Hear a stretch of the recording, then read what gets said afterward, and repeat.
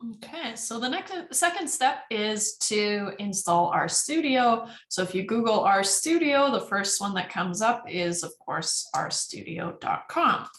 So if we go there, they have a few different options, but of course we're going to use the free version. And so let's see here, where's the download button? Oh, I've changed things around here. Download. And I want to choose the free version. So there's a few different free versions, but we want the RStudio desktop. And I'm just going to hit download. So it has this warning that, of course, you have to install R first before you download RStudio. So if you haven't done that, then you need to go do that. And then we can download RStudio, and it just kind of knows which one you should download. So it highlights it here, but if you want a choice, you can choose from one of the downloads and installers here. So I'm just going to go for whatever it thinks is right for me. I'm going to allow that. And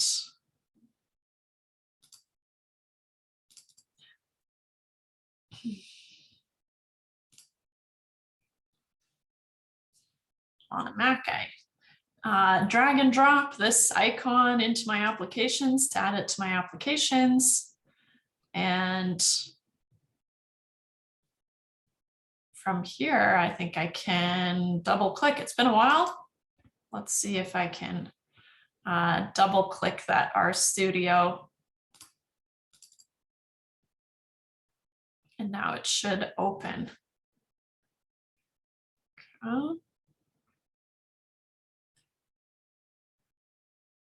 Okay, I'm sure I want to open it, so open.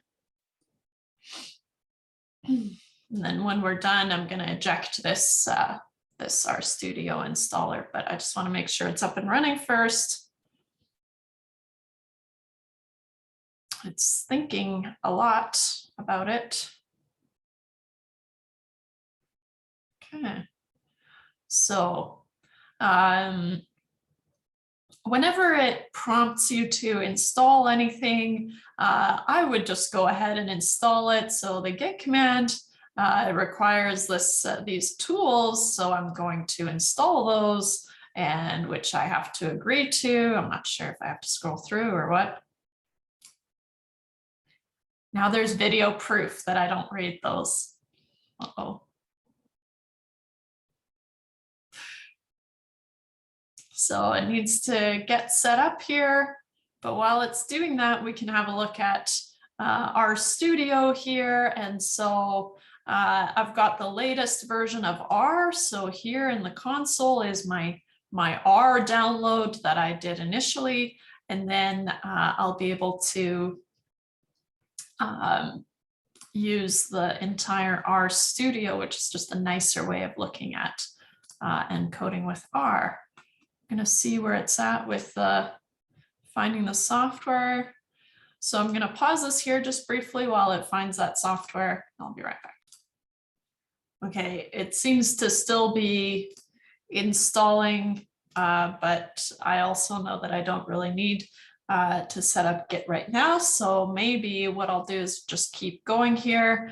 And so just to make sure that everything is kind of running, let's open up a new file, and it's going to be a new R Markdown file. Now we have all these options, and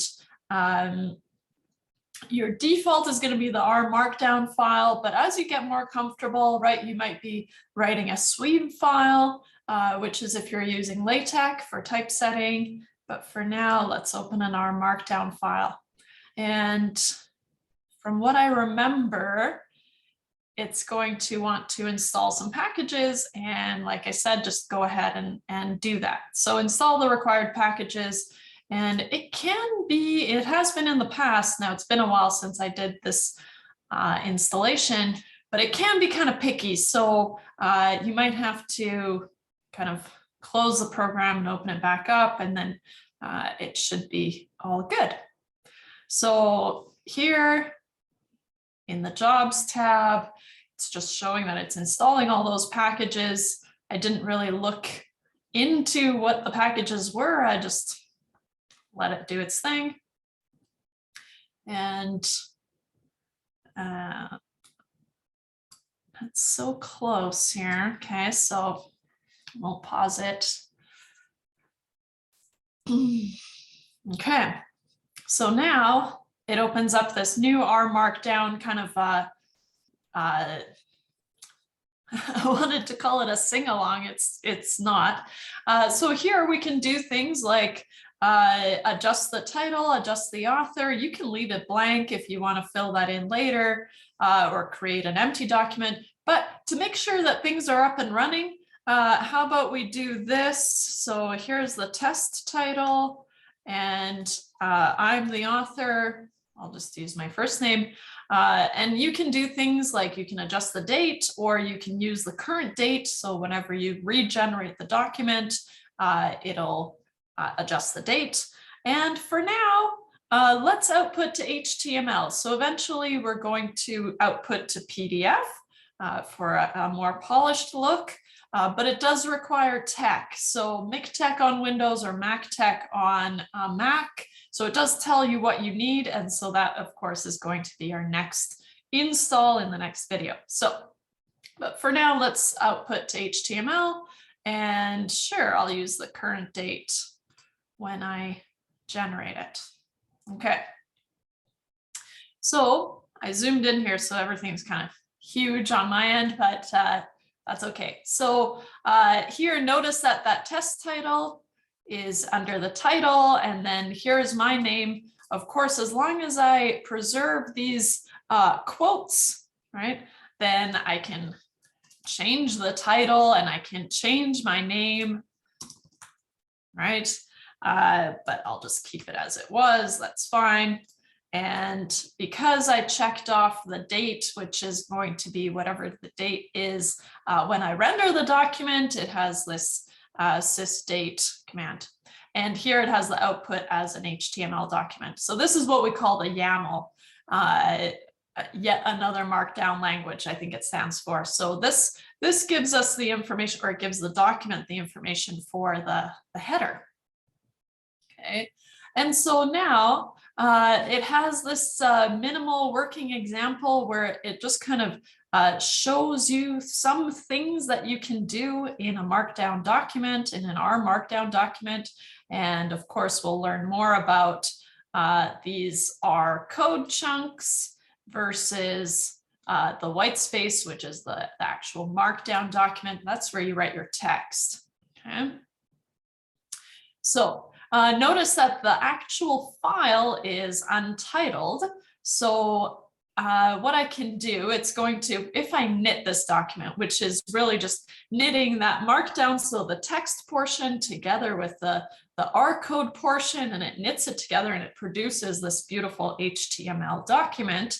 If I do that, if I hit knit, it's going to prompt me to save it if I haven't already. So, or I can hit save, but I'll just knit and see what happens. So if I knit this, it's going to prompt me to save it.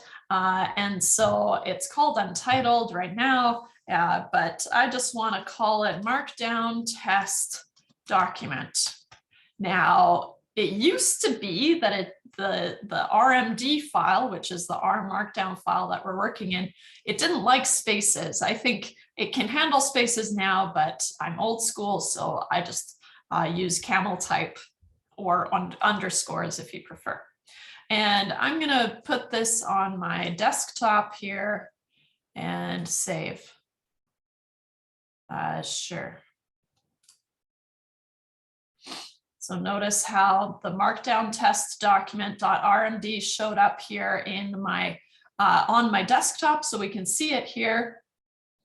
And then as soon as I generated, so now this HTML file has generated, it shows up over here on in my working directory, as it's called. So wherever I saved my RMD file, that's my working directory, and that's where I'm going to find my HTML file as well. Now, every time I knit, it's going to update this HTML file. So it'll always be the most current version as soon as you've knitted. Okay. And so it's got the title that I gave it, the author, which I gave it, the date today. And it just shows all the output. So some things that we can do, and it also has this explanation. If you take the time to read what's going on in here, it actually explains a lot of what you can do, and you can look at the help pages on rmarkdown.rstudio.com. Great. So to be able to knit to PDF, we need to install some version of text, so LaTeX, and that'll be in the next video. So we're all set up with RStudio. Next stop, LaTeX.